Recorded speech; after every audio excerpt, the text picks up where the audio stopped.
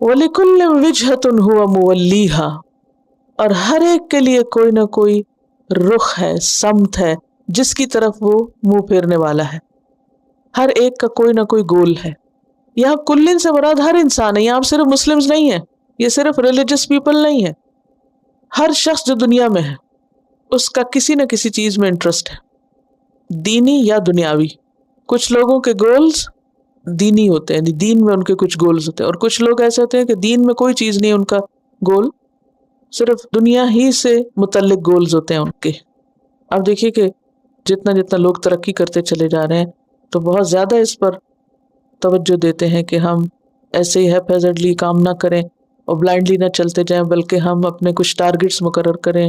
کچھ daily targets ہوں، کچھ ویکلی ہوں، کچھ منتھلی ہوں، اور کچھ اپنے لائف کے ایمز ہوں، گولز ہوں، اور پھر انسان ان کے لیے کام کرے.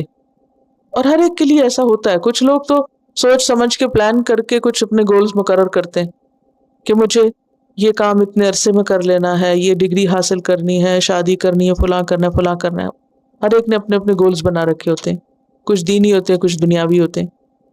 لیکن کچھ لوگ نہیں بھی بناتے تو دل میں کوئی نہ کوئی چیز ان کا مقصد مطلب ہوتی ہے. جیسے وہ جانوروں کی سطح پہ جیتے ہیں تو آپ نے دیکھا ہوگا کہ جانوروں کے اندر بھی کوئی نہ کوئی خواہش ہوتی ہے. ان کے گولز کیا ہوتے ہیں؟ ان کی خواہشات کی تکمیل. تو کچھ لوگوں نے اپنے گولز کیا مقرر کر رکھے؟ ڈیزائرز. بس ان کے جو دل میں آتا ہے اسی کو اپنا مطلب سمجھتے ہیں اور اس مطلب کے پیچھے دوڑ رہے ہوتے ہیں. لیکن کچھ لوگ اس سے اوپر آگے اٹھ کر صرف دنیا کے لیے اپنے کچھ گولز مقرر کرتے ہیں. کچھ لوگ اس سے بھی آگے اٹھ کر اپنی آخرت کے لیے کوئی گول مقرر کرتے ہیں کہ میری زندگی کا مقصد تیرے دین کی سرفرازی، میں اسی لیے مسلمان، میں اسی لیے نماز. اس کی زندگی کا رخ بدل جاتا ہے. تو یہاں اللہ تعالیٰ فرما رہے ہیں کہ گول تو ہر ایک کا کوئی نہ کوئی ہوگا، کوئی ڈائریکشن، کوئی رخ زندگی کا ہوگا. وَلِكُلٍّ وِجْهَةٌ، تو ہر ایک کا ایک سینٹر آف لائف ہے. هُوَ مُوَلِّيهَا، وہ اسی کی طرف منہ کیے ہوئے، اس کی دوڑ اسی طرف. جیسے کہتے ہیں نا ملا کی دوڑ مسجد تک. تو کیوں ایسا کہتے ہیں؟ کیونکہ اس کا گول کیا ہے یا اس کا مقصد اور مطلب کیا ہے؟ اللہ کی رضا. لہٰذا وہ مسجد کی محبت میں جیتا ہے. اور اس جملے کو اتنے مذاقیہ انداز میں کہا گیا کہ بہت سے لوگوں نے چڑھ کے مسجد کو اپنا گول ہی نہیں بنایا، انہوں نے اس کو اپنا رخ ہی نہیں بنایا، وہ بازاری رخ کافی ہے ان کے لیے. فرمایا کہ وَلِكُلٍّ وِجْهَةٌ هُوَ مُوَلِّيهَا، اور جس کا جو رخ ہوگا وہ اسی کی طرف رخ کرے گا.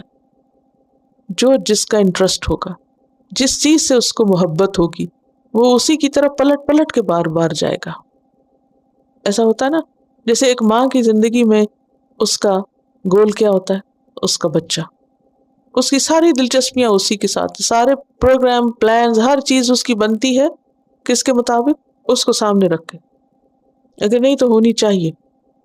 بہرحال یہاں کیا ہے؟ وَلِكُلٍّ وِجْهَةٌ هُوَ مُوَلِّيهَا فَاسْتَبِقُوا الْخَيْرَاتِ. تو ہمارا گول کیا ہونا چاہیے؟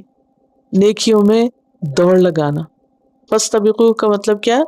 جلدی کرو، تیز چلو، دوڑو، دوڑ لگاؤ، ریس. کس میں؟ خیرات میں. ایک خیر نہیں، کئی خیرات، نیکیوں کی طرف دوڑو. اینما تکونو، جہاں بھی تم ہوگے، یأتی بکم اللہ جمیعا، اللہ تم سب کو لے آئے گا اکٹھا کر کے، تاکہ حشر کر کے اعمال کا حساب دیا جا سکے. ان اللہ علی کل شیء قدیر، بے شک اللہ سبحانہ وتعالی ہر چیز پر قادر ہے. اس کے لیے کچھ مشکل نہیں کہ وہ لوگوں کو اکٹھا کر سکے. وہ جہاں بھی ہوگا لے آئے گا. تو اس سے سبق کیا ملتا ہے ہمیں؟ کہ ہم اپنی زندگی کا کوئی بھی مقصد بنائیں اور اس کے لیے کیسی بھی کوششیں کریں، بہرحال اللہ کی پہنچ سے باہر نہیں. جانا اللہ کی طرف ہے، پلٹنا اسی کی طرف، اکٹھے وہیں ہونا ہے، جزا وہیں سے ملے گی، نتیجہ وہیں سامنے آئے گا.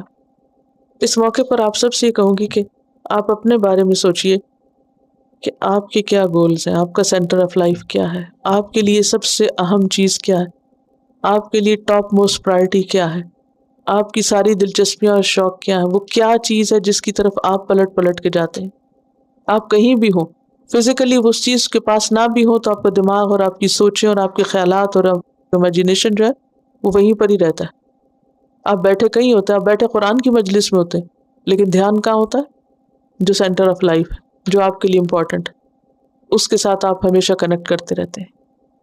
کچھ لوگوں کے لیے اللہ کی ذات ان کا سینٹر آف لائف ہو جاتی، وہ کہیں بھی بیٹھے اللہ کو یاد کرتے رہتے ہیں. وہ کسی بھی حال میں ہو، غم میں ہو، خوشی میں ہو، دنیا کے کام کاج کریں، وہ چل رہے ہوں، پھر رہے ہوں، کچھ کر رہے ہوں، ہر تھوڑی دیر کے بعد ان کے دل میں اللہ کی یاد آتی اور پھر دل اللہ کی محبت سے بھر جاتا ہے. اور یہی حال ہر انسان کا ہے، کوئی دل اس سے خالی نہیں ہوتا. وَلِكُلٍّ، ہر ایک کے ساتھ یہ مشکل ہے کہ کوئی نہ کوئی چیز ایسی ہوتی ہے جس میں دماغ اٹکا رہتا ہے، پلٹ پلٹ کے اسی کی طرف سوچتے رہتے ہیں. کچھ لوگوں کے لیے ٹیمپریری ہوتے ہیں، کچھ کے لانگ ٹرم ہوتے ہیں، کچھ کے اس سے آگے کے. تو اس سے آپ ریلیٹ کریں پھر قبلہ کو، کہ قبلے کا مقرر کرنا کیوں اہم ہے اور اسی قبلے کو فالو کرنا کیوں ضروری ہے. کیونکہ وَلِكُلٍّ وِجْهَةٌ، ہر ایک کے لیے ایک سینٹر ہوتا ہے. تو مسلمانوں کے لیے قبلہ کیا ہے؟ سینٹر ہے، ان کو جمع کرنے کا ذریعہ ہے. وَلِكُلِّ وِجْهَةٌ هُوَ مُوَلِّيهَا فَاسْتَبِقُوا الْخَيْرَاتِ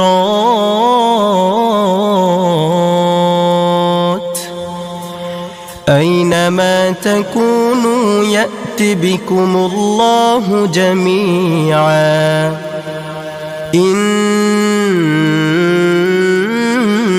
اللَّهَ عَلَى كُلِّ شَيْءٍ قَدِيرٌ.